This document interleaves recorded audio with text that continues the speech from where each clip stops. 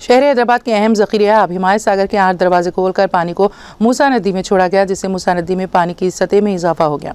बालाई इलाकों में शदीद बारिश के बाद हिमायत सागर में पानी की सतह में तेज़ी से इजाफा हुआ है। वाटर बोर्ड के हुक्काम ने जुमेरात की सुबह इस डैम के 8 दरवाजे खोलकर पानी मूसा नदी में छोड़ दिया है।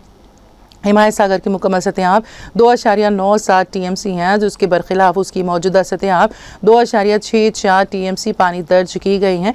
डैम में इस वक्त 17,000 क्यूसिक का बहाव दर्ज किया गया, जबकि 7,926 क्यूसिक पानी नीचे की तरफ छोड़ा गया। हुक्काम ने मूसा नदी के इर्द गिर्द रहने वाले अफराद को अलर्ट रहने की हिदायत दी है। तवक्को है कि जल्द ही मजीद 2 दरवाजे भी खोल दिए जाएंगे। उस्मान सागर में भी 4,000 क्यूसिक पानी की आमद हो रही है।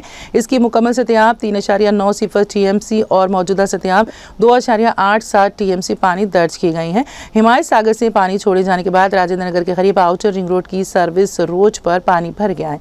हुक्काम ने सड़क को बंद कर दिया है और गाड़ियों को मुतबादल रास्तों पर मोड़ दिया है।